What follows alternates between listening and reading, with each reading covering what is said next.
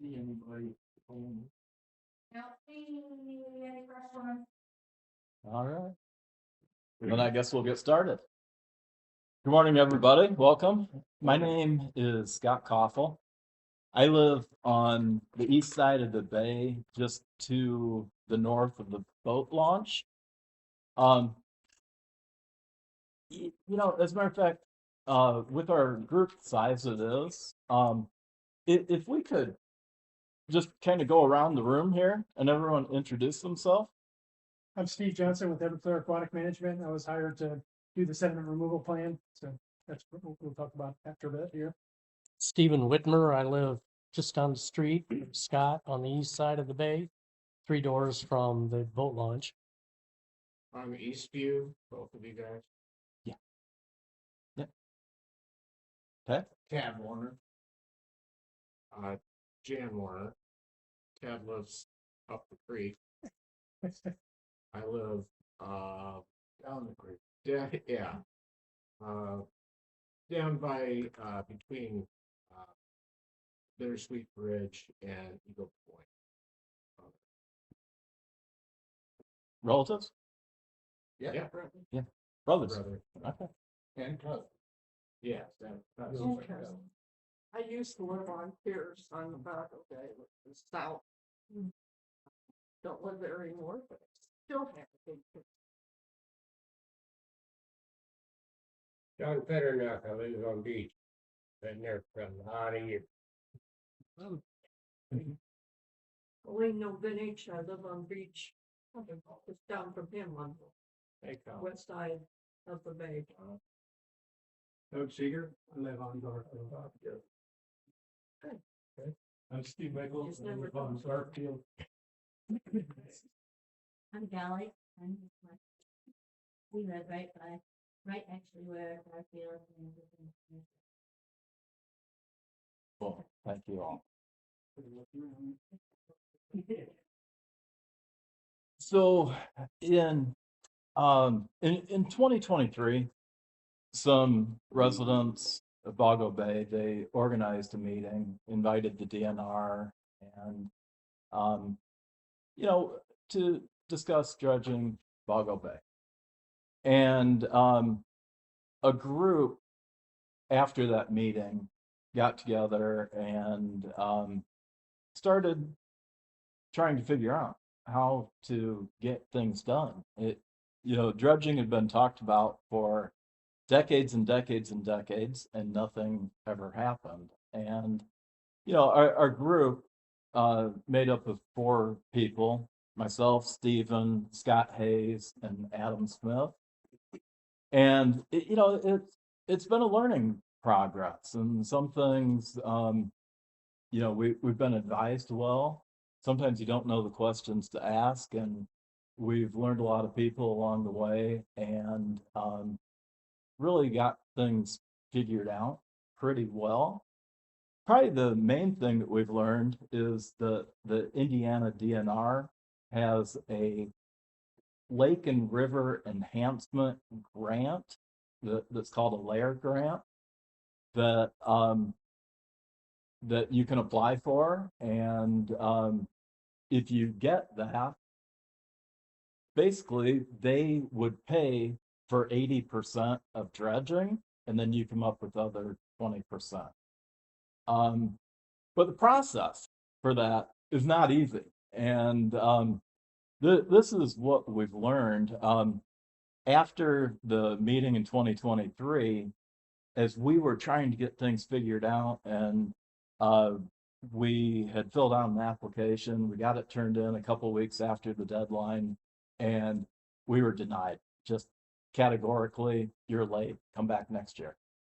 Okay, the next year, when we came back, as time was winding down, kind of at the last minute, we found out we were under the assumption that you could apply for a grant, and if you got a grant, that you could get organized.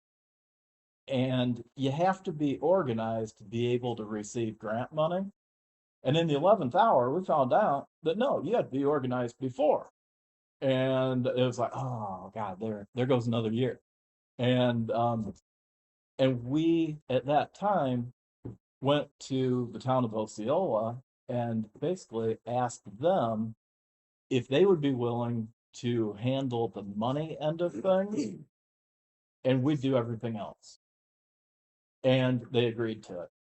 They had a contract written up, and the only condition was we had to guarantee that they would not get stuck with the bill if something went sideways.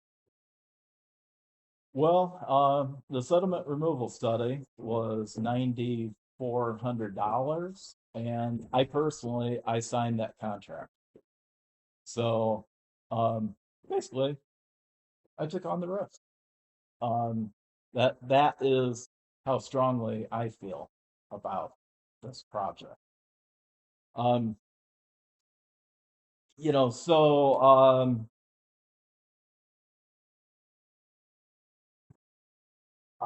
you know, the town council was great. Nicholas Hanlon, Joseph Niels, Peter Quist, as well as the clerk treasurer Tina, right back here. You know, without them, we would be a year behind even yet. You know, so we were awarded the Lair grant. The Lair grant was $7,500. This fall, we signed a contract with Steve Johnson, with Everclear Aquatic to do the. Good morning. Good, thanks for coming. So we signed a contract to do the sediment removal study, which I never know what to call it because it's a study at the beginning with the end goal of coming up with a plan. And we have a plan. And the process is that you have to get the study done to create the plan before you can apply for a sediment removal grant. Okay. It's a significant process that's not easy, and that you have to plow through things and keep going and be optimistic and try to keep your group together and get things done. And it's just not easy. You know, I'd have to say, I think we sent out a scope of work to maybe 6 companies that could do a sediment removal study. And well, I'd have to say we didn't get a lot of reply. Yeah. I don't know that I ever shared that. But with Steve, he was the one person that we wanted to talk with because he was the one that did the study for Woodward. Was it Woodward Ditch? Woodward Ditch, yeah. Woodward Ditch across from Wyland Marina. So he had experience with local people and the St. Joe River, and he already knew the lay of the land, which had to be beneficial. The price is reasonable, so we hired Steve. In a moment, he'll present the study, and afterwards, I will talk about what comes next. And we have some really exciting news to share. You know, before he starts, though, I'd like to recognize that there have been people that have really helped along the way. The people from the DNR. I was hoping these people could be here, but coming from out of town and such, it wasn't able to happen. Doug Nussbaum with Indiana DNR, the Fish and Wildlife Lair program. He's been great as an advisor, and really, he has to be neutral, but I think he's cheering for us. That he knows how difficult this is. John Law with the St. Joe County Drainage Board, MACOG. He may very well likely be the project manager when we get to dredging. Steve Slauson with the St. Joe County Karate Baugo Park has, I think he's been on our side, and hopefully he can donate some money from the Parks Department. Matt Mearsman with St. Joe River Basin Commission has also been a good advisor through this. So with my opening remarks complete, I'd like to again introduce Steve Johnson with Everclear Aquatic. Appreciate Take it. it away. Thanks. So if you were here at the last meeting, we have massaged this a little bit and have made some changes and tweaked it a little bit to make it a little more affordable and kind of streamline some things. So basically what I wanted to do is kind of run through the plan. It's about 75 to 80 pages long. So we'll do it pretty quickly. But if there's any questions that you have as we're going, please stop me. I tend to talk fast and definitely slow me down if you have questions. So we'll kind of run through this. So this is the sediment removal plan. This is the final plan that'll be submitted to the DNR. That doesn't mean that there can't be adjustments or some modifications. Once you get the contractor, actually, when you send out bids for contractors, you can still make some modifications if needed. So just the scope or the table of contents is a good kind of a snapshot of what the requirements are for the plan. We have to talk about the project purpose, who are the contacts involved, the layered dredging contractors. They do have a list of approved layered contractors. I've contacted a half dozen, and like Scott said, when you call, a lot of times you don't get much response. So I only got a little bit of feedback for getting some budgetary numbers. So you'll probably get, when you actually go out for bid, you'll probably get a little more activity, because I think they don't want to share all their numbers, up front, so that lose a competitive edge kind of thing. And then we look at the actual mapping, what's involved with the collection of the samples, and I have to go out and take measurements and take actual physical samples that I submit to a laboratory for analysis. And then we identify or break down the different areas. The last meeting we had 3 different locations. It was the east side, the west side, and then basically the central basin. And on the east and west side, we broke that into 2 subsets. So you have north and south on the west side, and kind of a central from the boat launch out to the bay. And then that splits. So that's the part A, and then part B is like the north and south of that. So you'll see that in the figures when we get to it. The boat launch now part of the park. The boat launch? No, not really. It's part of the floodplain that with INM, and the DNR actually oversees it. There was an agreement with the Parks Department, but I believe the Parks Department kind of backed away from it. But they do still pick up trash.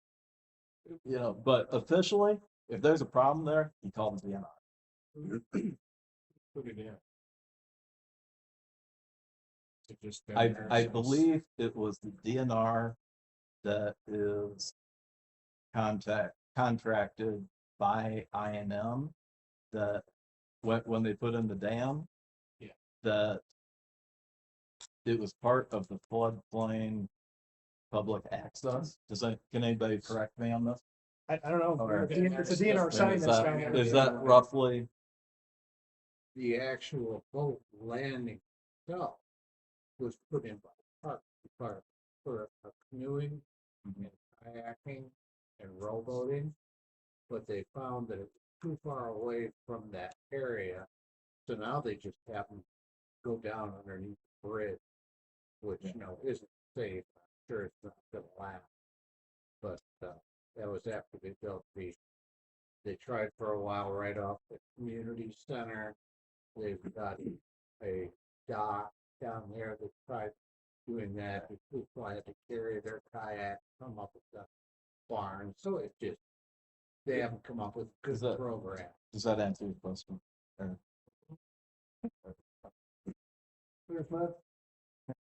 No, we have great grandparents that grew up phosphorus. Yeah, remember a lot. We forgot. Yeah, they're good resources. Forgot more than Anyway, just getting back to it. So, I'll talk about the sediment characteristics as far as the sampling and the methodology that I had when I collected my samples. We identified a disposal site, which is a huge hurdle. A lot of times that's the sticking point where we go through the whole plan and then they can't find a place to put the material.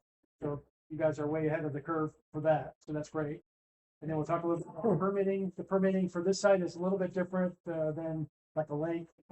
There's some additional permits that are required because of the dam and the INM situation. There's a the FERC called FERC, Federal Energy Commission. There's another permit they have to get. So we'll talk about that later. And then when I submit the plan to the DNR, there's several people that review it on their end. So we got some comments back from the permitting biologist. And then we talked about the cost, that's the last thing, and then also the construction schedule. Okay, I'm gonna kind of speed up now. So there's a bunch of tables, figures, and appendices, and this plan will be available on the Layer website, and also I provided a flash drive of a digital copy that if you guys have a website or something, you can post that. So this is open to, you can get a copy yourself for sure. And we'll probably have it on the Osceola website also, if their council allows that. And just the executive summary just basically says that we're doing this where we assessed 5 different locations, which was actually 3 initially. And there's some acknowledgements, just special thanks to Doug Newsbaum with the Lair Group, Matt Buffington, who did a review of the plan and gave some good feedback. Madison Johnson is the Lakes permitting biologist who gave us review comments, and that's actually in the plan. And then I made Matt's changes, and he had some comments that he made. Then there's contacts. So basically myself and Scott's in there, and then the sponsor organization is the town here, and then Doug Newsbaum. So there's contact phone numbers and emails for all these folks. This is that Layer, the contractor list. Some contractors, there's different types of excavation or sediment removal, dredging. You can do mechanical dredging and or hydraulic dredging. Some of the contractors only do one or the other, or some do both.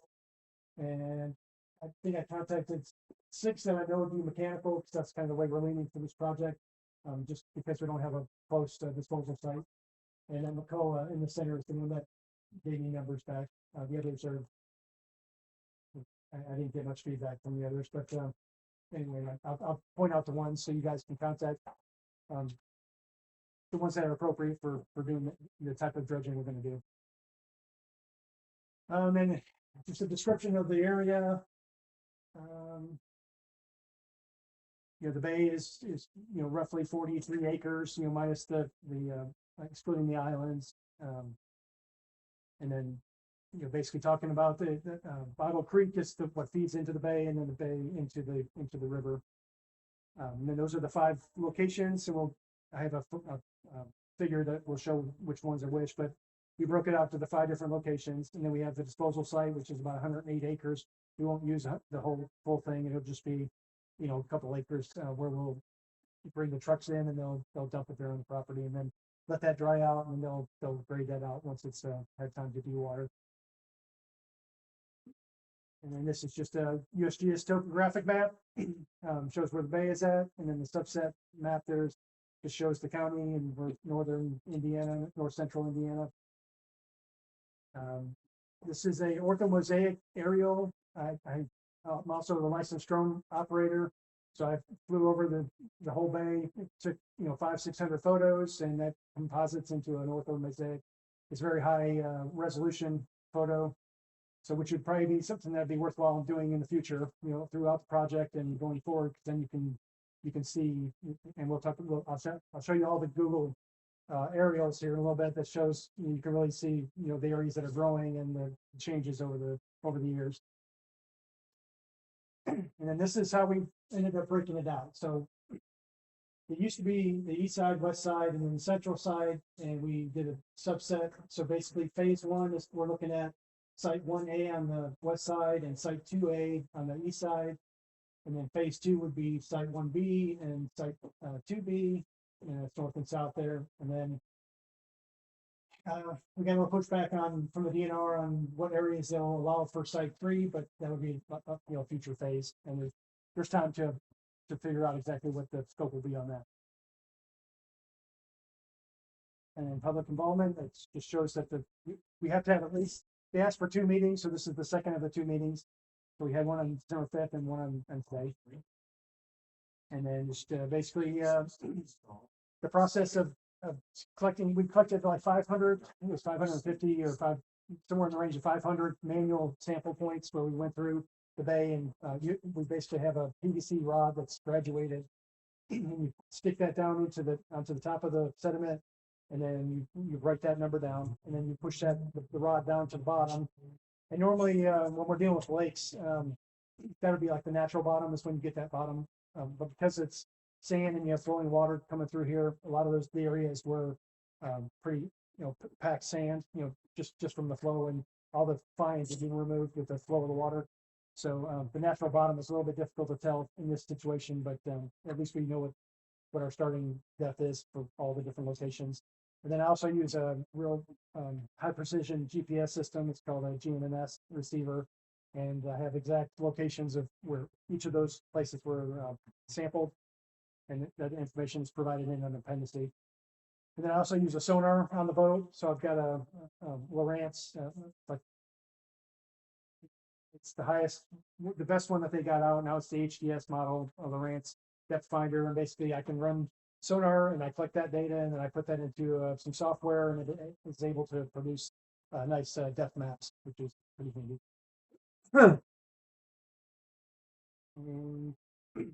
So you'll notice on here that this just shows the 5 different sites that we came up with, and site 1A and 1 and 2A have different areas, but they do have the same volume. So that was by design, because we ended up kind of doing it backwards. We figured out what our budget was based on what the layer would, the grant would provide, and then we kind of backed that out to figure out what our potential cubic yards were, and then we divided that by 2, and so that made it even between the east and west side.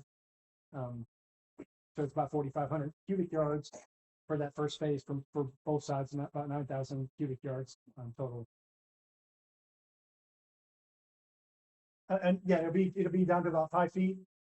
That's the minimum depth that they use a barge that's about 40 foot wide and requires at least 5 foot of depth. So we tried to get the maximum amount of impact. They could go deeper in areas. I mean, typically DNR likes to see 5-6 foot. So we ended up going with 5 foot to get the maximum amount of area treated, and so the channels will be a minimum of 40 foot wide and 5 foot deep. I'd like to try to visualize how much dirt this is.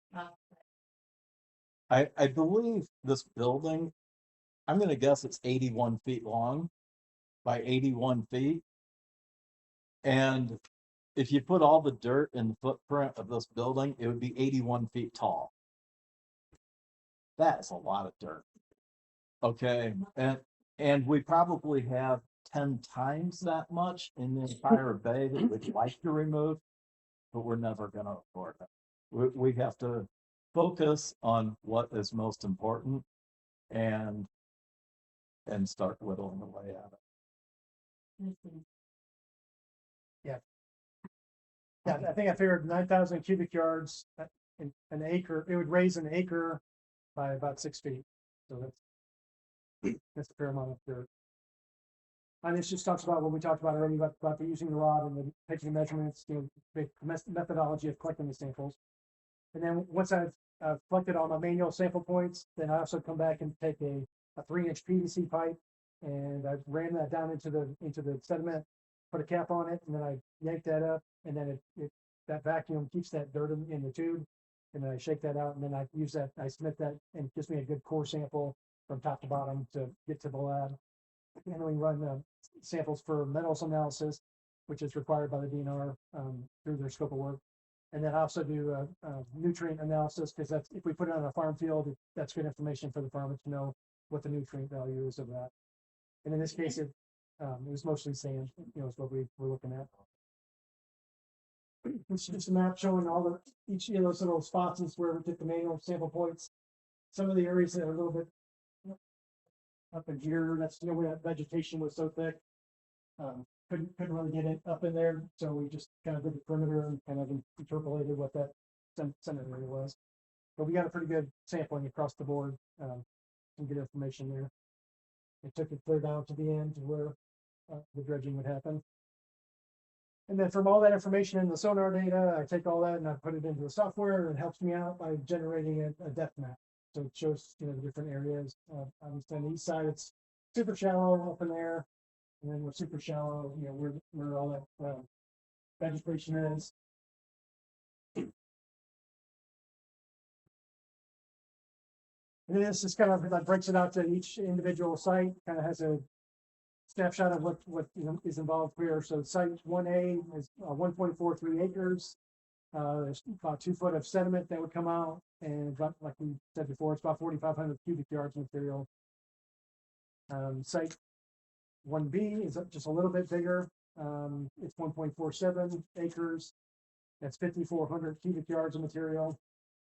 And again, that's going to be that like 40 foot wide by 5 foot depth. That was the baseline that we used. And then on site 2, so this is going to be get you out into the bay, from the boat launch area. We made that a little bit wider, kind of get it close up to the island. They do require some benching and sloping. So like from the shorelines, they want to see 5 foot of undisturbed area, and then a 3-to-1 slope, just to prevent any kind of erosion or undermining of your shorelines. The dredging has to be 5 feet deep just to get the barge in. So, initially I thought it'd be great to dredge twice the area and just go 3 foot deep. Well, the barges don't work in that depth of water. They do make smaller ones that potentially could, but the cost goes up. Bigger the barge, the less movement or handling they have to do. But and also these areas are going to start filling in again. It's not a matter of whether they will, it's a matter of how long they stay clear. And it could be 10 years, it could be 20 years, it could be 5 years. I mean, there's no way to know. get a good storm. I'm sorry, Steve. How far did you say from the shore? Yeah, it's a 5 foot shelf, and then they want a 3-to-1 slope after that. Yes, sir.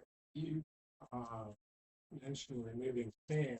I was reading one of the pages that there's excess sand and salt. Yeah, I don't know if that was a typo, but I've never heard of it. Yeah, there wouldn't be any salt in there. Well, it's been a while back, not on this page, but unless I'm a pretty fast reader, but I could have misread it, but it said sand and salt. You don't have to check it now. But All right, I'll take a look for that. Well, Yeah, maybe it was silt, I probably. might have misread it, but Yeah, so it would make sense. Yeah. the roads do drain into the river. yeah, So true. I'm sure there are some salt. Okay, so 2A is going to be your initial focus going from the boat launch out to the bay, and then the second phase would be the shoreline. And that was about 4,000 cubic yards. So there's a little bit of difference between, I think this is going back to 1B. So we're 5,400 cubic yards on 1B, and then 4,000 on 2B. So there'd be a little bit of difference there. And then the central basin area there, some comments I got back from the DNR was that they weren't too keen on removing all the vegetation because it's pretty important for fishery habitat. So you may get a little pushback on that when you get to that phase. So we have a little bit of time before we get that far. The areas, the DNR came out and went out in a boat and basically identified 3 areas, the east, the west, and the central, as the areas that could be potential grant sites. So they were the ones that communicated that to Steve to do the Right. study. Now, as far as the east and the west, both of those sides, on the initial study, weren't they like $350,000 for each side? Yeah, And basically, that is not viable. We don't have that much money. That is more than we can bite off. So essentially we asked Steve to reduce the scope where we could get the most bang for our buck, make progress, and have it be affordable. And the $125,000 of work on each side is what we came up with. yeah, and we'll get to that, but so basically you'd get, like he's saying, like it'd be a $250,000 project, and then you'd have to come up with $25,000 per side, for the 20% match. And But- then yeah. But also, the site 1B, was that more down into the Yeah. further south? That, and on the east side of doing the north and the south, and then the central, okay, that is all in the future. And we haven't committed to those plans, that depending on how much support the people of Baugo Bay have, depending on how our fundraising efforts go, it depends on how much money we have as to how much work we can do. And the future projects are kind of unknown, but this was part of the study that the DNR wanted to see. And part of it, I think, was to identify overall, how bad is it? Okay, well, it's bad. and this, this says how bad it is. But that also helps us, it helps us to justify even going to the DNR, because this proves to the DNR that it's bad and it is a worthy undertaking to correct. Absolutely. Yes, ma'am. I understand you to say that if you're in this area, we'd end up with 81 feet high by the size of this building. of Yeah. Dirt. Yeah, it's a lot of dirt. And so have you found the source to take that dirt? Or We have found a disposal site. It's actually Hilltop Farms out on Harrison Road. That they have an irrigation pond that they're looking to fill it, and it's huge. And that's where they would like to put all the sand. And how, I mean, is the one side of the bay have more than the other? I'm sure. We have plenty of sediment to go around. I mean,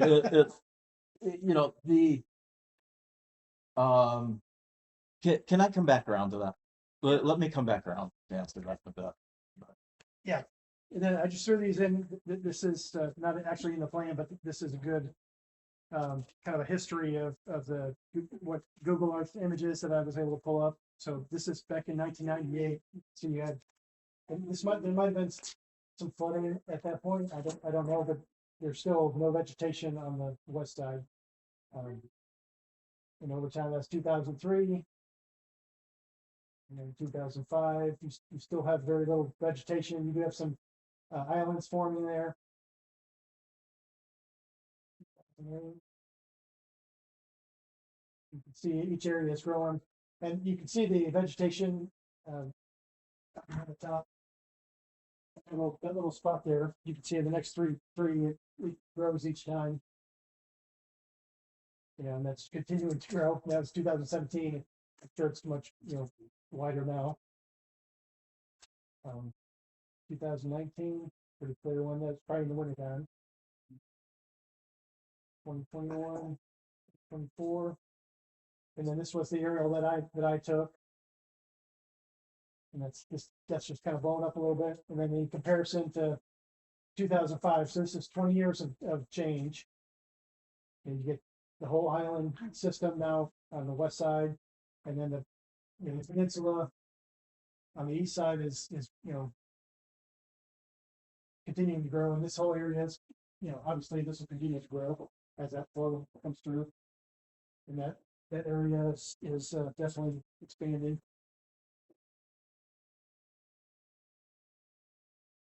Well,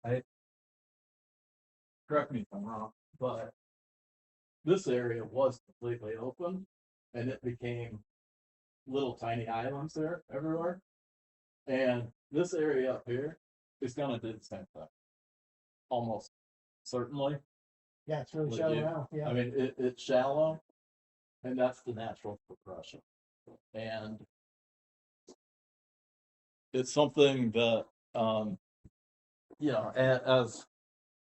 as a group, I think islands are, the prevention of islands starting is one of our top concerns. Because when the islands start to grow a tree, Yeah. it's permanent.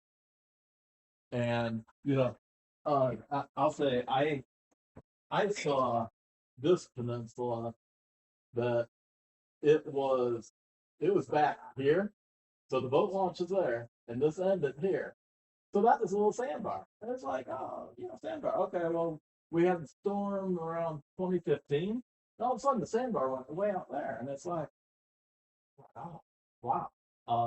At least it's just sand. Well, 2 years later, it's trees. And now it's covered in hunters and and it's impossible to get rid of. The DNR,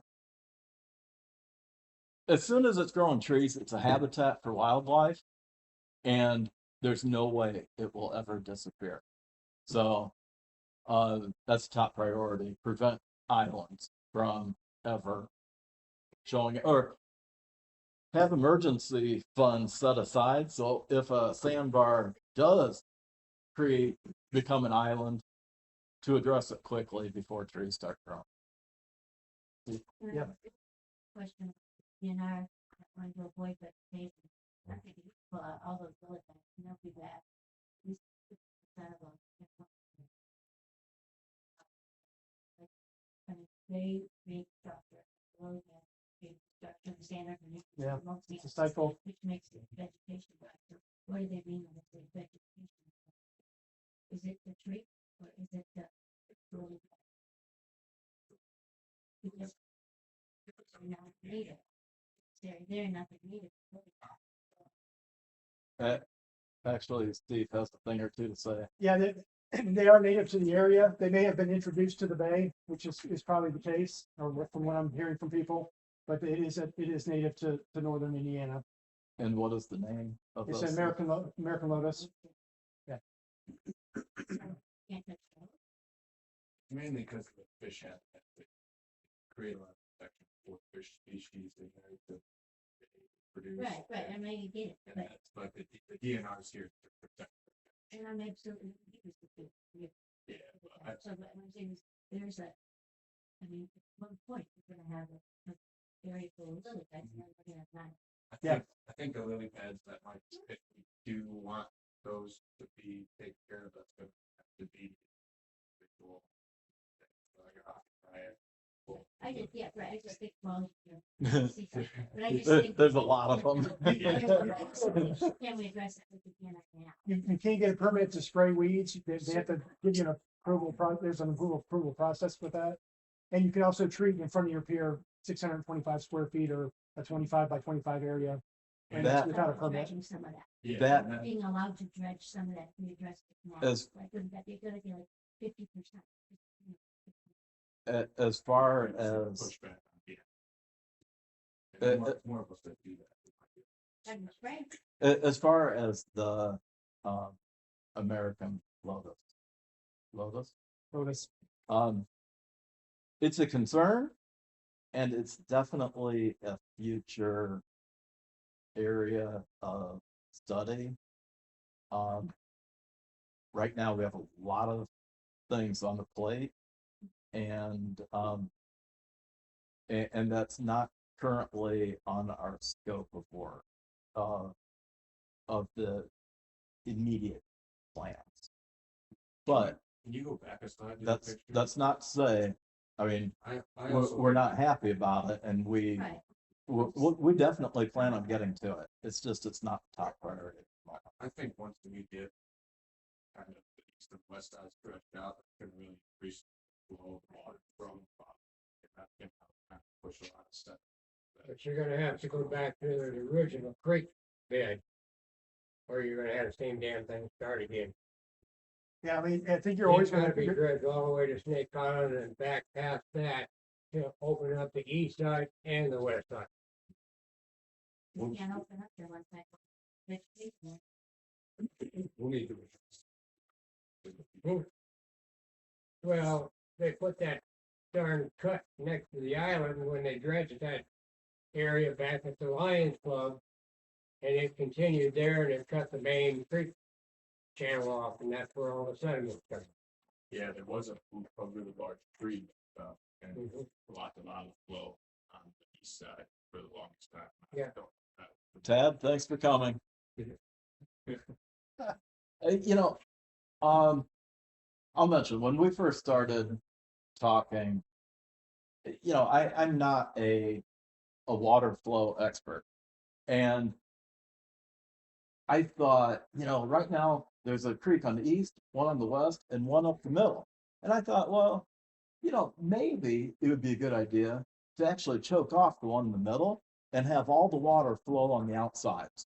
You'd have a lot more water flow and it would just flow everything out.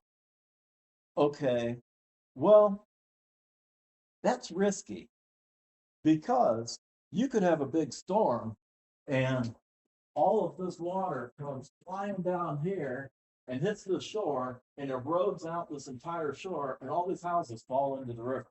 Not gonna happen, it's Well- too far. You know, never say never because Been down this water, river 75 years. well, you know, but I use that as an example of The high bank there's risk to changing what God has made. And, you know, I think a lot of our problem out here and out here is this water comes down and it's flowing pretty well. And that water gets out here and it hits a big body of water and it stops and all the sand falls.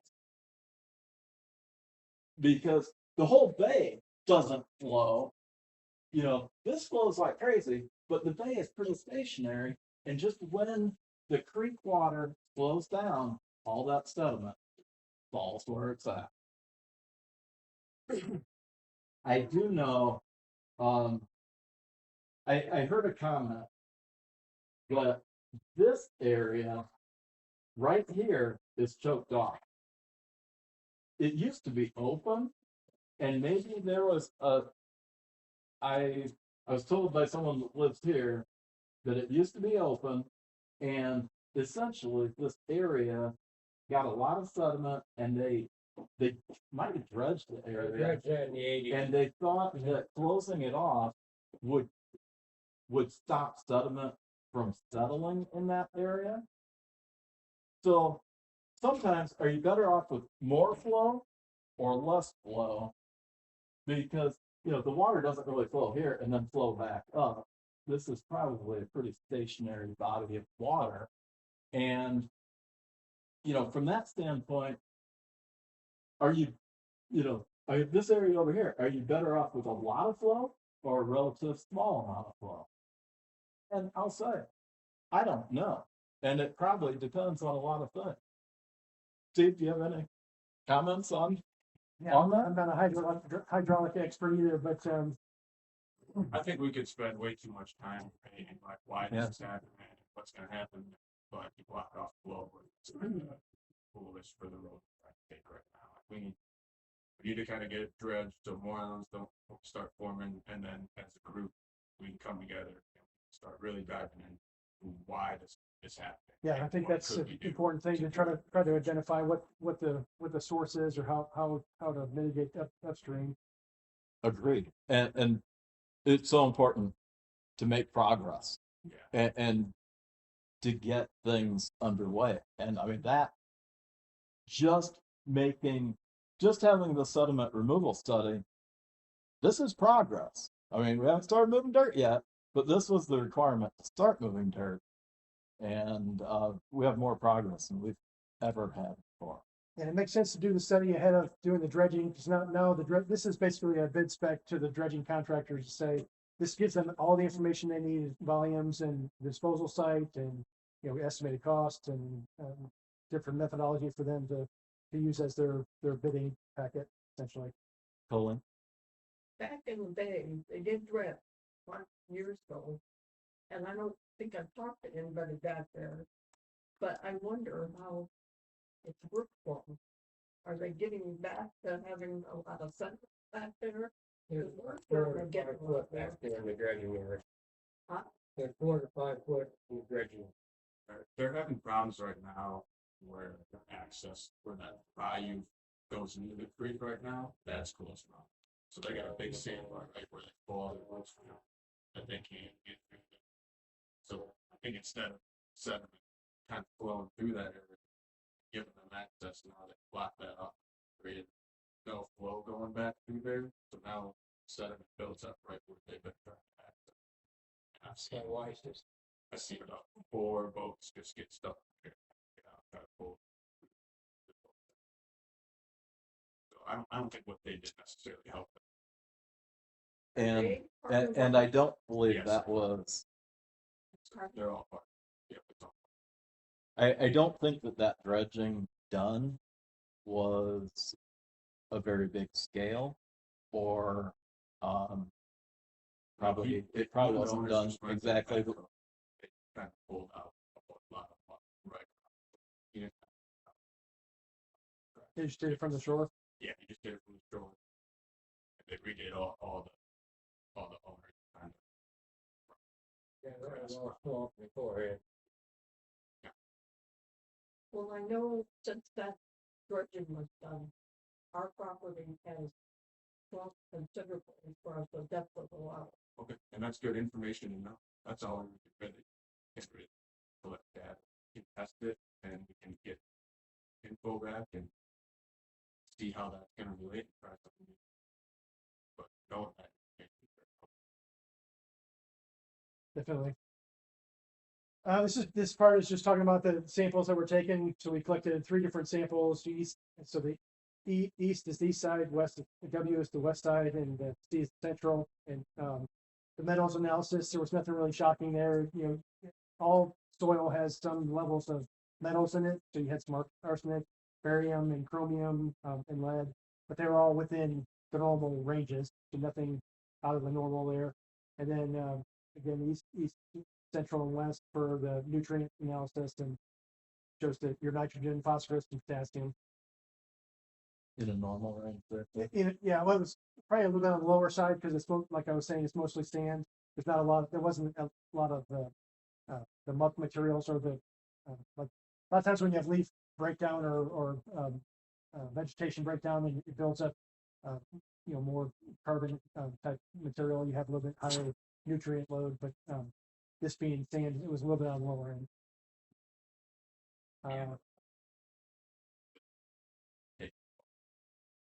Yeah, that too. And this just basically talks about the different types of the methodology. There's mechanical and from the shoreline, mechanical from barges, which in this case they'd be using it, from a barge. It would not be from the shore. And then it just kind of describes what hydraulic dredging is about. That would be like a unit with a cutter head on the front, and they have a pumping system that pushes that into a dewatering basin, up to like a mile away.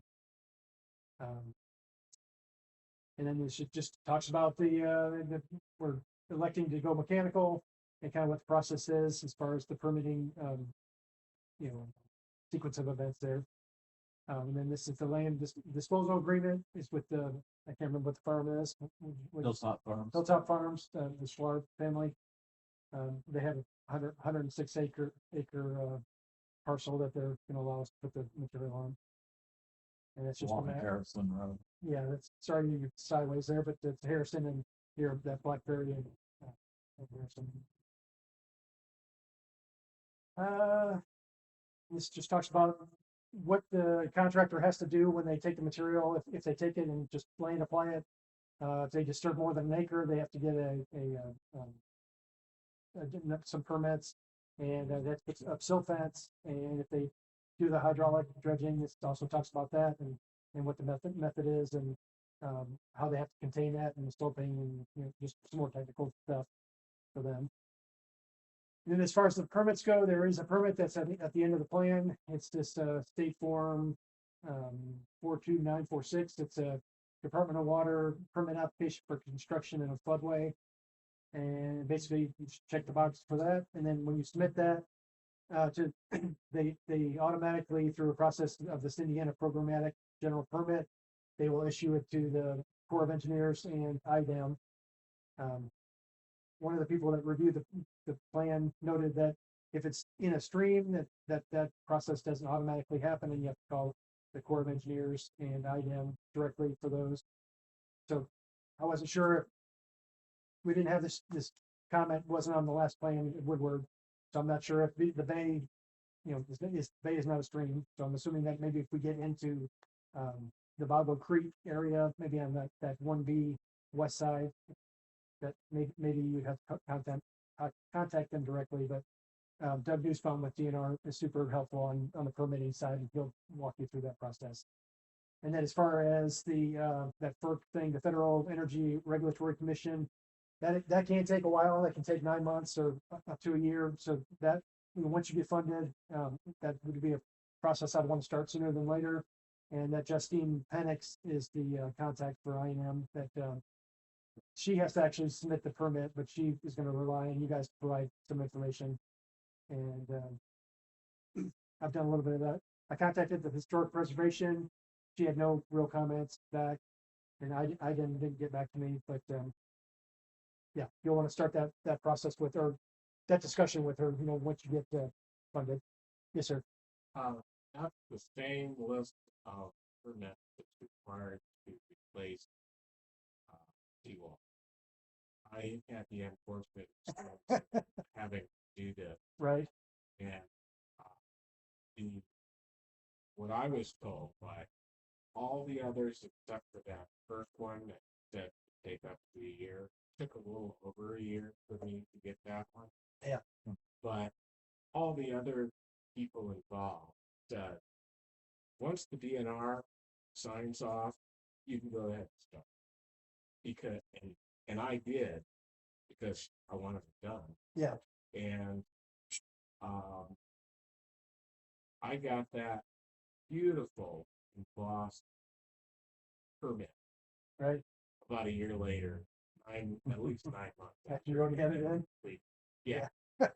But the Hopefully DNR, they for come practical back and deny you. purposes, if they don't like the way your seawall is, they will come and tell you to remove it.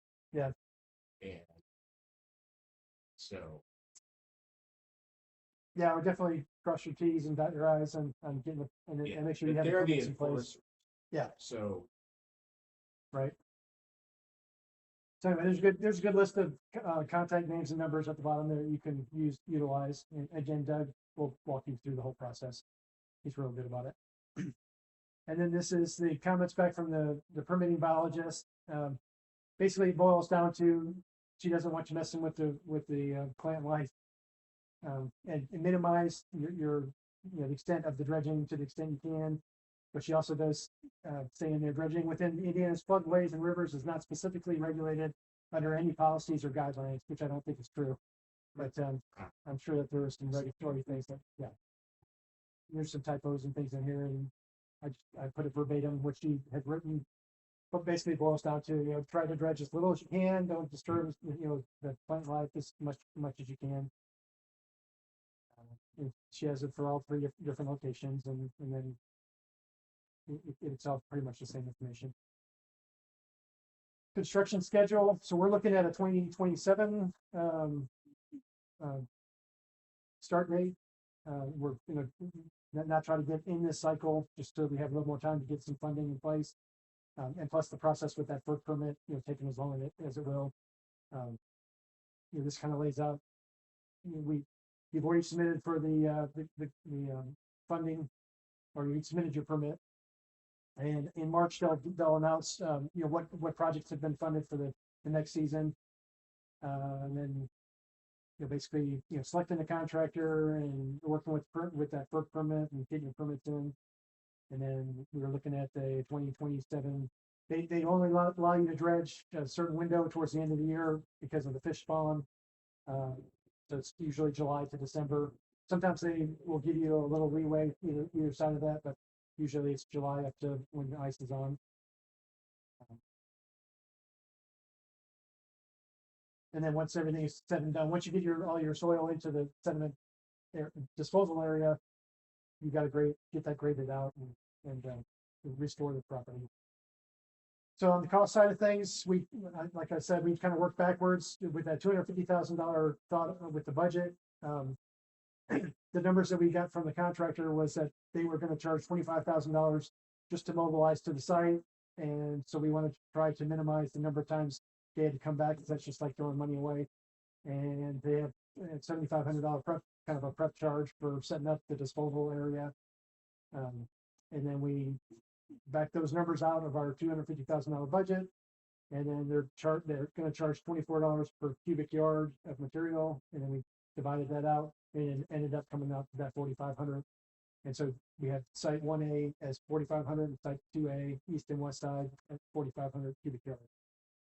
And then that second phase, I didn't include it in the first phase, but that $10,000 lump sum,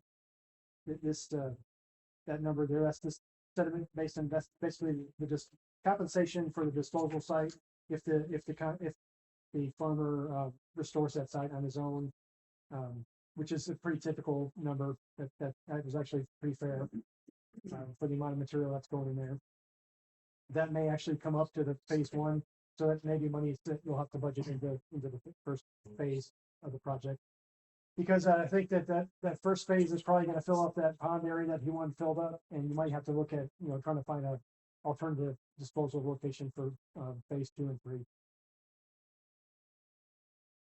And then don't get shocked at this number, because it's the entire bay essentially.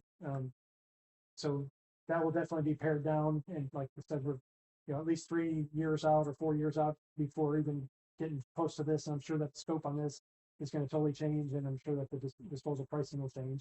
It would be subdivided. For Yeah, sure. it's going to be, That would not happen. Right. With one. So, But then looking at the contingencies, this does apply to all of them. CY is the cubic yards. The volume rule is based on dredging to the 5-foot depth, and with the benching, sloping the shorelines. Additional charges will be applied if the contractor has to mobilize multiple times. Costs could be reduced by dredging shallower than proposed, or not the full extent at 40 foot. But again, that would require a smaller unit, and that would increase the unit price. So you're not really going to gain much there. And I just said that we tried to get pricing from these different contractors, and we did get response back from some of them. And then this one here is important. The Indiana Department or the LAIR program will match up to 80-20 for areas within inlets, and 65-35 for man-made channels without inlets, up to $100,000 per site. So I think this will be funded up to that full 80%. My only question would be on like the tail ends of both 1 and 2. Those don't have like flow in there, so I don't know how they'll interpret that, but I think you'll probably get full funding. Well, that'd be great. Yeah, open it up, right? And that vote. And then do the volume of phase 3. Now, an alternative disposal site will likely be required, so you'll probably want to find an alternative disposal site. And again, we have plenty of time for you guys to figure that out. And these are just cost estimates. This is not a bid, so these numbers may change a little bit either way. That might come in cheaper if you start getting competitive bids in. And then I added a bunch of photos, just different photos of the, different views of each of the different areas. Just showing that, we have pretty significant vegetation there in that central bay area, and that, as we saw, it's gonna continue to grow over time. It's just a shot basically for the contractor to be able to see what kind of access they have. And they will likely come in, they'll have to approach probably from the base side and work inwards, because I don't know that they'll be able to work from the boat launch out. That'll be up to them, but I'm assuming they're gonna have to work from the base side in, so they'll probably have to use that Vistula Road extension there to be able to take the first loads out. That would be up to the contractor, but we have the two options. We have this area, and then I guess I did show a picture of it at the end of Vistula, if I'm pronouncing it right. Potentially they could pull out there. They may have to clear some of the trees back. Do you know how wide the working area is? I mean, they'll Are have there a like easements and things for the road going all the way to the water? Do you know? I don't know. Vistula? Yeah. Yeah, I don't know. I assume that it's all county down right down to the water. My property kind of has a weird angle where it turns into like the I-9 property, kind of angle shoots off into the Right. insurance Right. There are some other places that they could take it. It'd be more costly. I mean, they could take it either upstream or downstream, to the other boat launches. But I think this is probably going to be the most economical. How wide it needs to be. Well, they'll have an excavator sitting there, and basically they'll scoop it out of that 40-foot barge and put it into a dump truck. So basically, you'll have a dump truck back down there with an excavator, and then he'll need enough room to swing his arm. And then multiple barges also, right? Yeah, depending on, I assume that they would use 2 or 3 different barges and have a crew pushing those back and forth. Can do that access. They might have to trim some of those trees back. At both, I mean, even at the public boat launch, it's pretty 10 feet over there, but I'm sure that they can make it work pretty easily. And then it gets into more. This is what I was saying about each different manual sample point has a exact location where I took it, the time and date, the top of basically the rod goes down to the top of the material, and then I push it down as best I can through the material to get the bottom, and then that gives me the full sediment thickness, and then to 5 foot is calculated also. So it's 2 different numbers, but like the first one, I wasn't able to, at first I wasn't able to get down to the full 5 feet, but I know that there's the natural bottom that's more than 3 foot. So, I took it to 3 foot. And so this is kind of a good code. You can kind of see, or the contractor will be able to see, if I can only get 1 foot, then it's pretty dense. But if I can get 4 foot, 5 foot, then it's pretty soft. So that it gives them a good indication. So that there's for the 500 sample points, I've got numbers for all those. And then these are just calculations on the volume of material, with kind of the way we ran the numbers for that. Come up with those numbers. And these are cross sections that they require. Just basically says, at site 1A, we want to go 5 foot deep. We got 1.96 feet of material that would come out, and then the required sloping and shoring at the setback, basically at the shoreline. And that is for each of the different sites. I got site 1A, 1B, 2A, 2B, and then 3, and then it gets into more technical stuff. This is like the lab reports, and there's a bid spec document in here. That's just something I put in there. If you want to use that, you can, but you don't necessarily have to. Basically, if you give them a electronic copy of the plan, they'll give you a quote on their forms or whatever. And then this is the permit that you got to fill out. This is the construction in a floodplain, so it'll be that one that excavation fill and non-residential construction in floodway, $200 permit type application fee. And that is it. Wow. 66 pages of complexity. Um, you know, we signed a contract with Steve.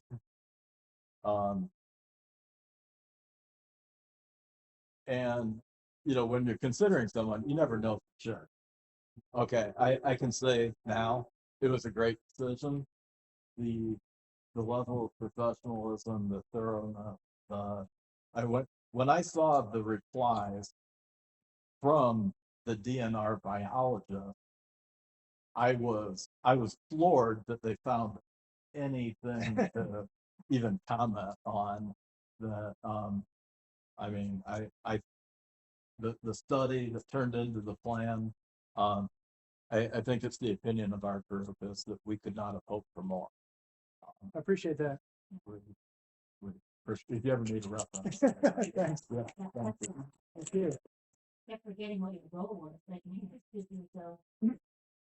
Appreciate it. So, I'd say that probably nobody in this room nobody's surprised. I mean, everybody knows that it is bad. It is a huge issue, and that it would be expensive to correct. Um, Nothing about this is easy, and I mean, the water never stops, and no matter how much good we do, it's like it's gonna degrade. But it's a fight that we have to fight, or we're gonna lose our bet. It's my belief that sometimes things have to get really bad before people are motivated to do anything about it. I mean, I've heard stories of people for decades and decades and decades of watching the bay slipping away and hoping that something gets done, but not making it happen. I received an email from somebody on the bay that he was really excited. Jan, Thank thanks you. for coming. He was really excited, and he said he didn't really think that he didn't think they would ever seriously consider dredging the bay. And so he was excited. And unfortunately, he was correct. There is no they. They will never dredge the bay. If the bay is going to be dredged, it's us. We have to make it happen. Nobody else cares. Now this Indiana State DNR, they'll help, but we have to make it happen. And so there is a mechanism there.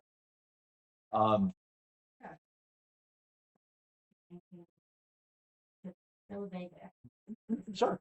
I mean, everybody around the bay and the creek, it's in our best interest to take care of it. Don't take it for granted.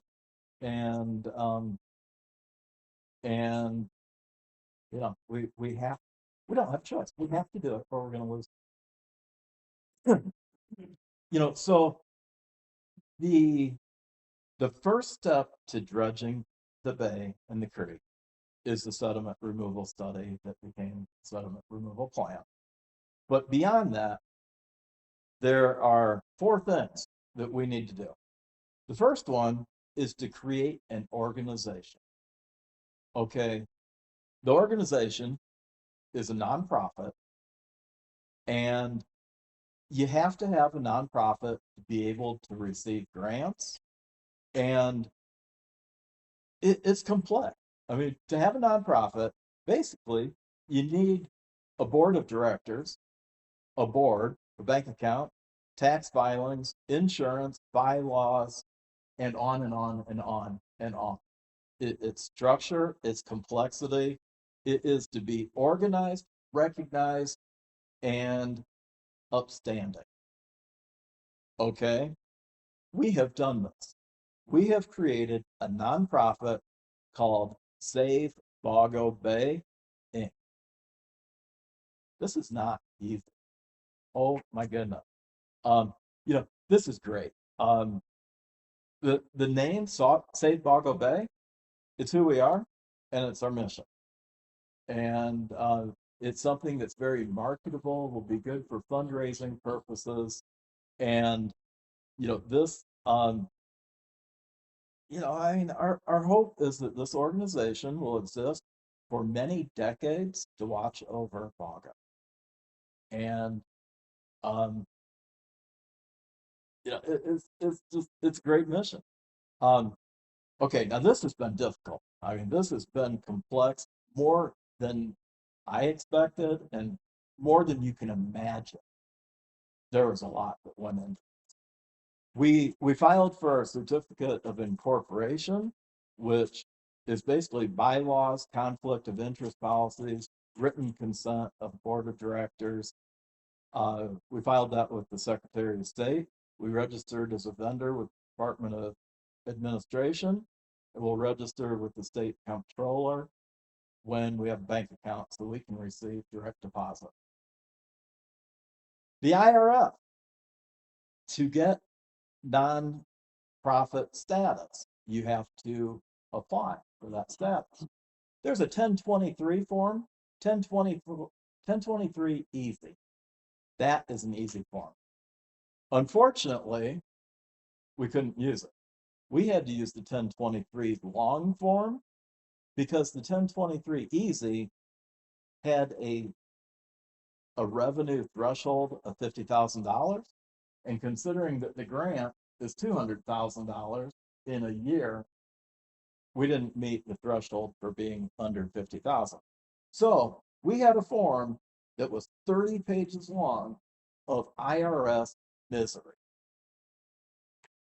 Okay, I had a lawyer, I had a paralegal on a call that then they needed a CPA on the call also. Okay, all of these people are pricey. Well, I didn't even know I needed a CPA, but fortunately, my daughter is a CPA that specializes in nonprofits that was willing to donate her time. Okay. She is probably more expensive than the senior lawyer that I had on the call also. So fortunately, she was free. As far as the lawyer,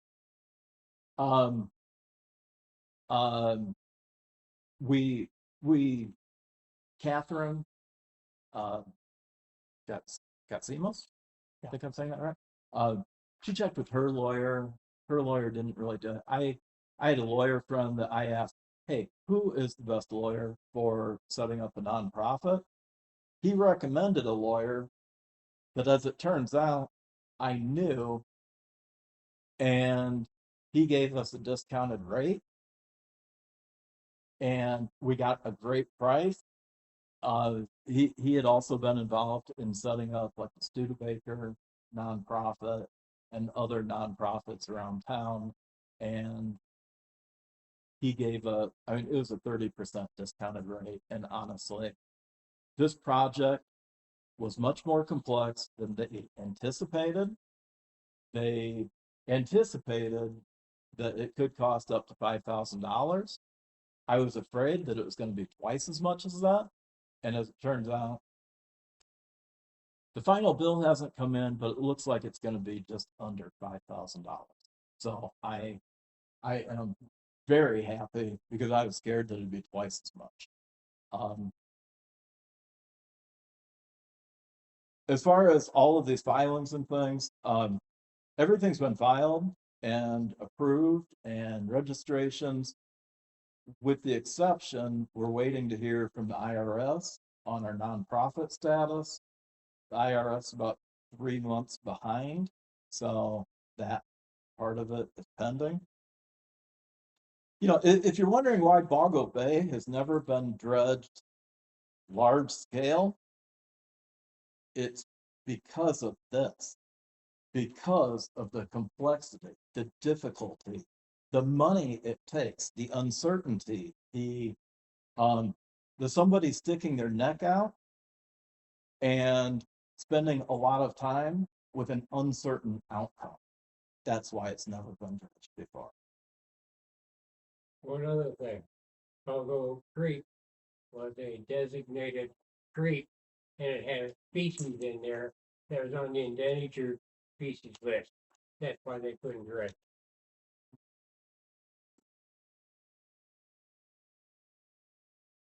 You know, this task is not impossible. It's just difficult. It's time consuming and it's expensive. Yeah, that was number one of the things that we need to do. Number two was a disposal site.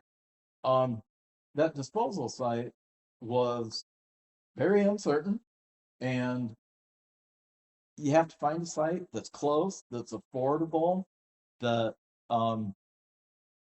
that's willing to sign something a year ahead of time with unknown aspects, and then have a document that has been reviewed legally, which again, more money. And we found somebody, and basically they're not looking to make money on it. They have a hole that they think is a liability for them, and they want the hole to disappear. And they don't want it to cost them money of cleaning up afterwards. And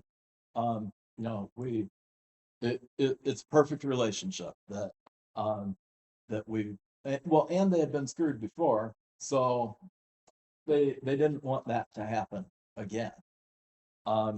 So that is resolved. That's the most amazing part of all of it, that you guys got. Yeah, that's a huge hurdle. That is huge. Yeah. Money. Money's important.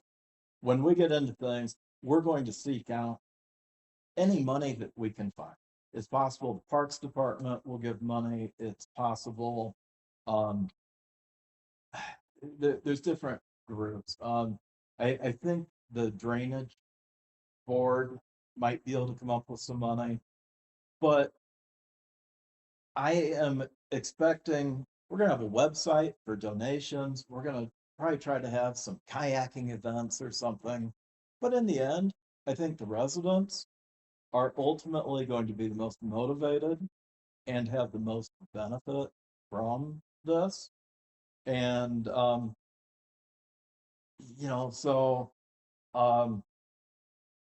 and into the future, years from now, 2 years, 5 years, 10 years, 15, 20, there's going to be more dredging.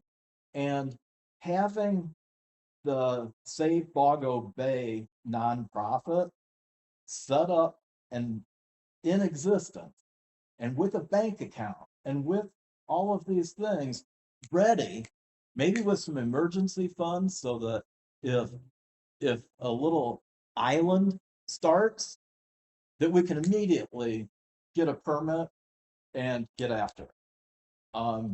That's so important. It's because you don't want to wait until you have an urgent need to start figuring it out. You have to have it figured out ahead of time so you can execute when the problem occurs. That's what we need to be. That's who we need to be. I served on an HOA board of directors for probably close to 20 years. I was president. Out Blair Hills and Mishawaka neighborhood, very complex, a lot going on, and I know how difficult it is to get things done. And sometimes things can seem impossible. And I participated in things that many people said were impossible that we eventually got done. Where there is a will, there is a way, every time. A small group of motivated people can move mountains. I believe this. But it a lot of times it's thankless work and it's not appreciated. But I could go there. But I mean, hard work gets things done. And How are you getting all of this information out to the public? Okay. I didn't what website? even know about this meeting until John let me know. Well, for the most part, the people of Baugo Bay are the ones that we have emails for, and we've dropped off invitations. That they're the ones that this most immediately impacts, and those are the ones that we have initially really focused on. You got a website coming too, right? Website's coming. Yeah. So, significant undertaking, but we can do it. I plan to be involved for many years. I'm willing to fight this fight. Um, you know, I, as of right now, um, I spent a lot of time on this. Oh my God. Um, Fortunately, I have a job that I can multitask, maybe. Um, but a lot of the residents of Boggle Bay, they have spent a lot of money on a shore station, boats, piers, and it's like, how much is it worth to be able to get your boat out to open water? Or how many people do they have their pontoon boat, and they're concerned about how many people are in the pontoon boat, and half of them could be in, and the other half to have to push the pontoon boat. I mean that's not the way it should be. You know, um, the St. Joe County GIS map shows 75 years of the bay getting smaller and smaller and shallower and more overgrown. When my father-in-law, when he was a kid, he lived right where I live, and he could dive off the end of a short pier. Water is 6 foot deep. Okay, well now there's a football-sized area that's 10 inches deep of sand. Wow, what a change. Bill Van Kuren, Bill, you do, Bill. I don't want Boggo Bay to turn into a whole bunch of islands with several creeks going all the way out to the river. And given the changes over the last 50 years, if you project those forward over the next 50 years, that's what's going to happen, unless if we fight it. And if we don't do it, nobody will. So, okay, there's challenges. There's challenges of what work to do and when. And we've kind of gone round and round and, looked at different strategies and talked to Steve and Doug. And initially, we were hoping to do $125,000 of dredging in 2026, and then come back a year later and do an equal amount on the other side of the bay. And we changed our mind on this. And the reason is each side would want to go first. And when one side would go, probably the people of the other side wouldn't really want to donate for the other people.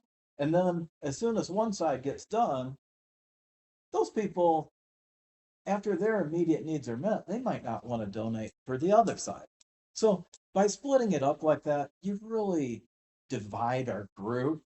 And we thought that, well, additionally, by doing it 2 years, you have about $37,000 of mobilization, site prep, and disposal site cleanup. That you spend $37,000 one year, and then you spend $37,000 the next year, where by doing them all in 1 year, you might spend $45,000 for all of that 1 year instead of 70,000 over 2 years. So that allows us to move more dirt. So we stay together as a group, we can get more done, we get more bang for our buck. And we're united in purpose as opposed to, hey, why'd they go first? And we're going second and nobody cares. Nobody's donating to people, so our plan is dredging in the fall of 2027, probably sometime soon after Labor Day. And we nobody wants to wait. No, nobody wants to wait, but it will $250,000 of dredging, 9,000 cubic yards of dirt. Wow. Sometimes when you're thinking about it, try to visualize a block of dirt 81 feet by 81 feet by 81 feet. That's enormous. That's like an apartment building sized chunk of dirt. We can do it. We can do it. At the last meeting, I asked for some people to donate seed money for us to meet with a lawyer to set up the nonprofit that was expected to cost $5,000. Thank you for all of those that did donate. We had enough money to retain a lawyer. It didn't completely pay for things. And the lawyer, the final statement isn't done, but it looks like the lawyer fees are going to be $4,800, of which we've already raised $3,000. So we need to come up with another $1,800 for that. Excuse me? Actually, Tom Hall with THK law firm. Tom specializes in nonprofits. He really did a great job. That we were very fortunate on a CPA because we could have spent another $5,000 on the CPA, and that was free, so that was good. So we raised $3,000. We need to raise another $3,000 to cover money that we have already spent. We owe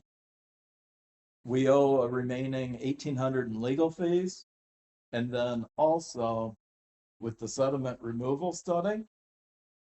Correct me if I'm wrong. I believe the study was $9,400.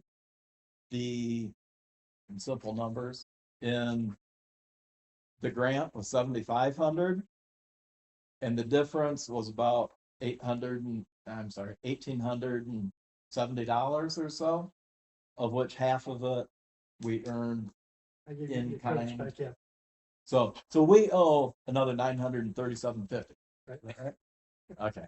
So we owe about $2,800 that we are definitely looking for donations. That's money that's been spent. Our group of 4 people,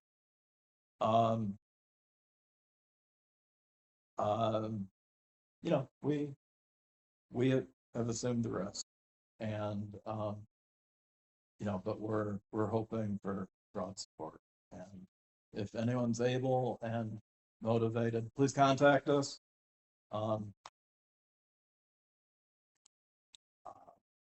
Hey, sir. Yes. Why Jill was asking a while ago, because Jill involved in a lot of things going on, still like Jersey Park, several events throughout the year. And talking about saving Baugo Bay, all part of OCO. I mean, it's not just people live on there. Those of y'all have boats, you benefit from that, but those who don't, we still benefit. Right. I like where I live, but I also see tons of pontoons stuck together, parking there. So it's not just Baugo. Sure. People living on Baugo Bay enjoying it. So I think other people would be willing to help out in that way. It's good to get it out through organizations like the ones involved in it. Fishing organizations, those clubs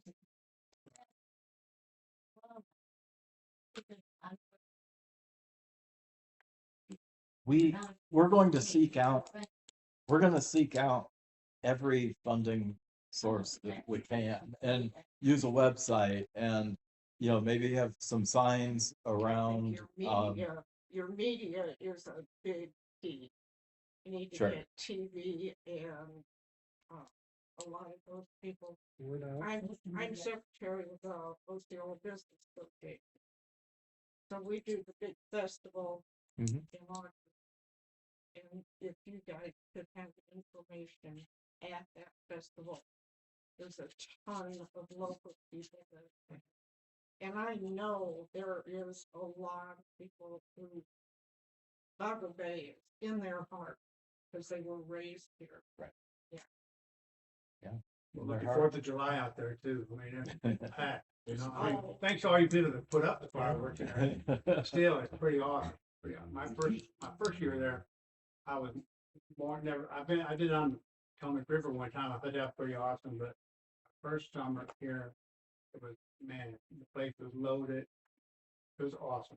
Yeah, I It was a thought, good film. I thought that was right now, I actually out on the day. Yeah. So It was awesome. So that could be I like looking just for that alone, but say Baugo Bay, but sure. the wild. One night of fireworks in Osceola, it's like the No. entire month. Yeah. Yeah. It's a wildlife special too, so, I understand both stuff.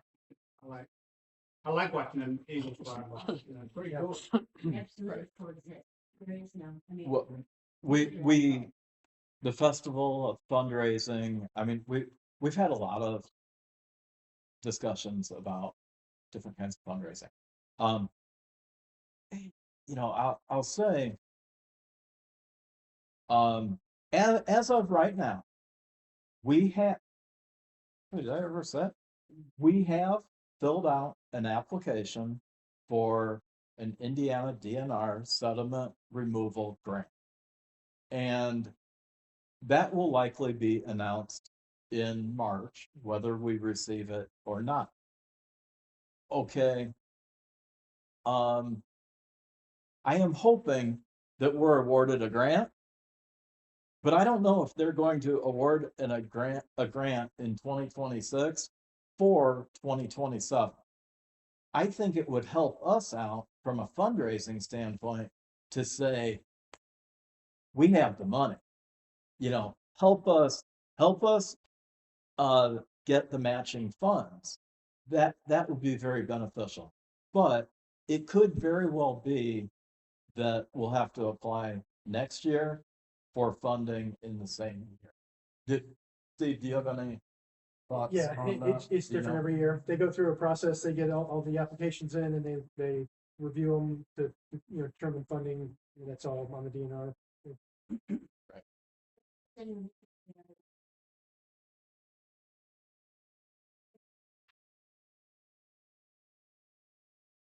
We might have a connection.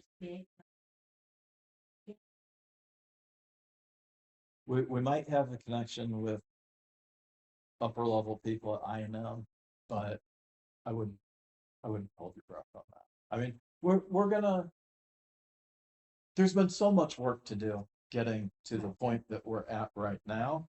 And we're,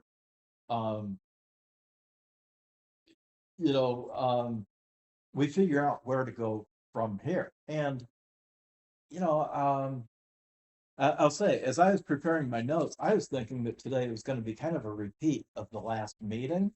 And then when I really started to look through here, it was like, wow, no, we've made a lot of progress. And getting this nonprofit set up is huge. Getting the sediment removal study, having a site to dispose, those are huge You've done so much, undertakings. And so it makes a difference whether a grant is awarded now or later. But we need to reevaluate our priorities. And our top priority right now is to raise some money to pay the bills that we owe. So again, Really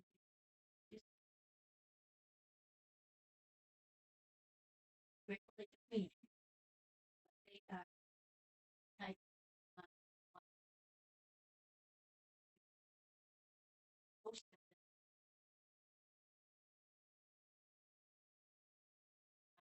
them. So, you know, I mean, there's still.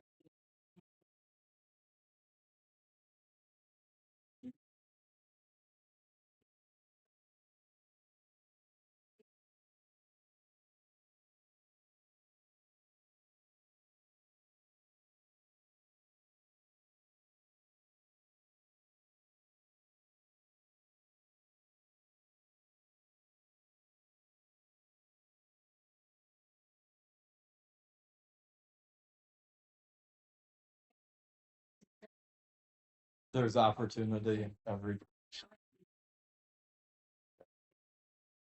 and some people have businesses that have equipment or have services or things like that. There could be some connections that can help us out a lot. People have others that are CPA. Yeah. How robust do you think your They were, yeah, they were good. I mean, they were from the same contractor that did the one on Woodward Ditch, okay? and they were just slightly higher. I got the bills for that last project, and the estimate was just like $1 more per yard for this project. So I think it's a pretty solid. Good. That's great to hear. Yeah. But things can vary. Oh, If absolutely. it comes to 27 or 28, what is? It makes a big difference whether gas is $2 a gallon or $5 a gallon. Absolutely. Yeah, I mean, that's huge. That's huge.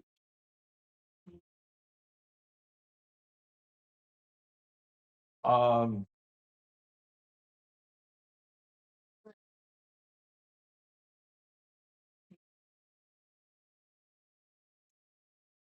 Yeah, it depends. There's the setback there I was talking about, that 5 foot plus the sloping.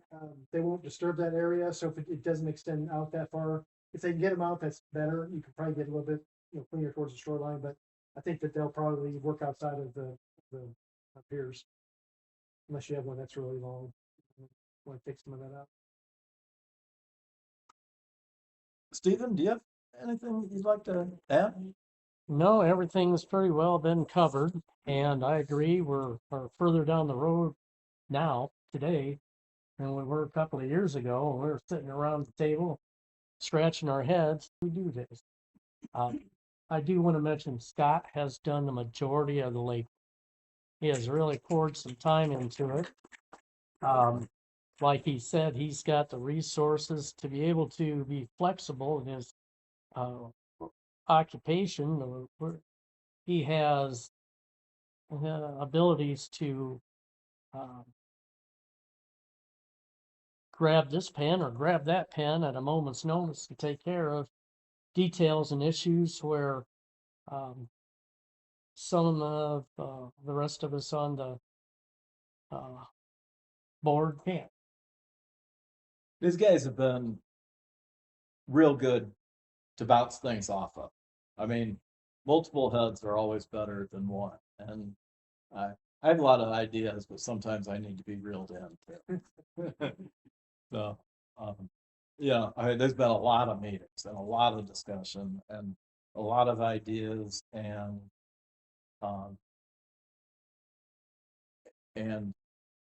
we've made progress and overcome challenges. Are there any other questions? Yes. I think it would be very beneficial if people on the east side of the bay were more active in coming and hearing what you have to say. The question is, if we could make up a letter, something to take around to those people, go door to door and hand it to them and say, we have a project to save this bay, this is what we need, and then at least they have their information. Just like this lady here, this meeting. I know a lot of lakes have, like they have association meetings. They'll have a sign that say we're having an association meeting next Thursday at this time. And then that way people know as they're coming in and out. It'd probably be good to The have. old town hall out here Yeah, had a that's Baugo Bay meeting. Okay, Yeah, right. it's been up there for a couple of weeks. Easier once the website. you know, I'd have to say, I wasn't sure that we had enough chairs set up today. I mean, I'm shocked that more people aren't here. I mean, this is exciting. Well, the first meeting Exciting stuff. we had almost a full house, and it was the Yeah. middle of the day, middle of the week. Yeah, Friday afternoon. Say something? Yeah, sure. The meeting we were talking about, I made up postcards. And I thought, Dan arranged for them to come up here and meet with all of them. Right? And there was a lot of people that showed up just because of that. I think they were interested. They wanted to know what was going to go on with the day. So I speak firsthand that was quite successful. Yeah, for sure. Well, the first meeting here a couple months ago, we did deliver postcards to everyone's houses on both sides of the bay. And this meeting, we had email addresses for 2/3 of the people that I had sent out emails to people. And the ones we didn't have emails, we delivered cards to. I'm surprised more people aren't here. Maybe it has to do with the snowstorm or Cold weather. you know, I don't know. Maybe we can do a better job next time in our own neighborhood. You flush out one and you bring, I'll flush out. Like it. Raising a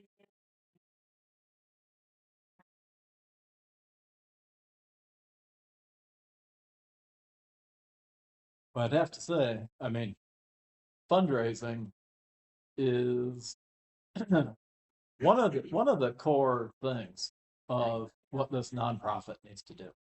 I mean, without money, you don't do anything. When do you think you'll have your website up? Well, we actually have a website that we need to, excuse me, that we need to review the content for it to make sure it is proper and allowed. And I mean, you know, but we have a very good website, a very good start for a website. And I'm hoping within the next month or two. You know, it hasn't been the top concern yet. And You know, my email to your contacts, please. okay. When's the next small business association meeting?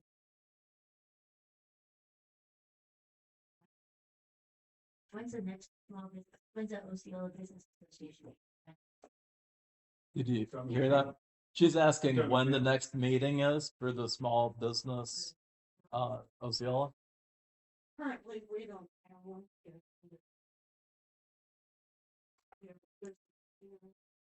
I do, but I was thinking it would be the kind of.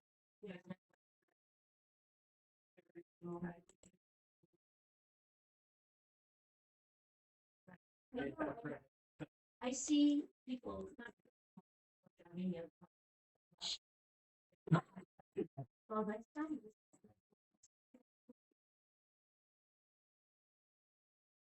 Soon we'll be looking for volunteers. You know, like I said, everything that we have been doing has kind of been to get to this point and to get filed for a sediment removal grant. And now we need to reevaluate what our priorities are to go from here. And that will likely need volunteers, and to add to the skill set of the group. And if you want to volunteer, please let us know. Also, I'll say, if you have not received an email from me, please come fill out your contact information on the clipboard. And I think that is, and if you fill out the keyboard or the clipboard, please be clear and legible. Oh my gosh, I was merging 3 sign-off sheets from 3 different meetings, and they were hard to read. So, I'd like to thank everybody for coming, and, thank you. Thank you, Thank you guys. for all your help. All your work. Thanks, everybody. Did everyone receive a email? Yes, sir.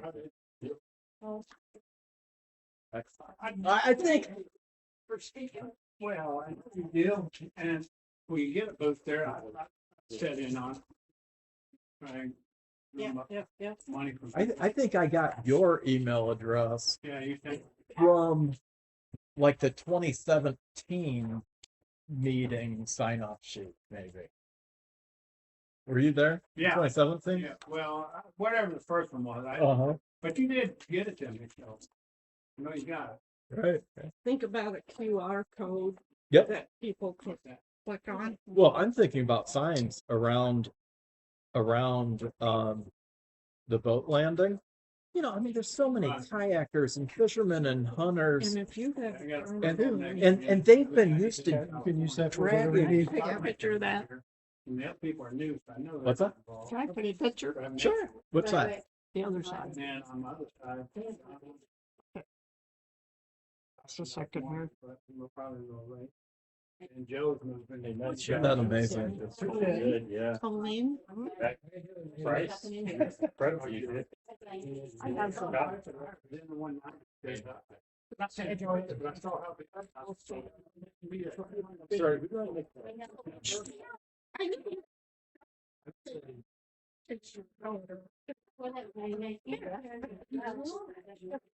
So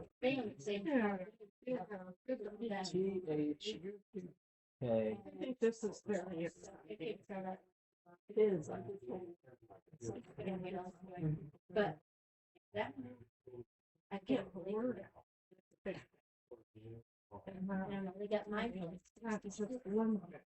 The whole. Yeah. The whole community. So how long have you guys lived there? Yeah, mine, I think it was like 68 years. 5 years. 2017, that's what I say, with the vegetation. Of course, it's gonna make a difference if you dredge in July or if you dredge in November, and I would suggest later better. When you have your meeting at the OCCAT. Because it's. It is. Good seeing So much. Yeah. Website. Yeah, do not go over. Make sure someone puts it, maybe we need to build it.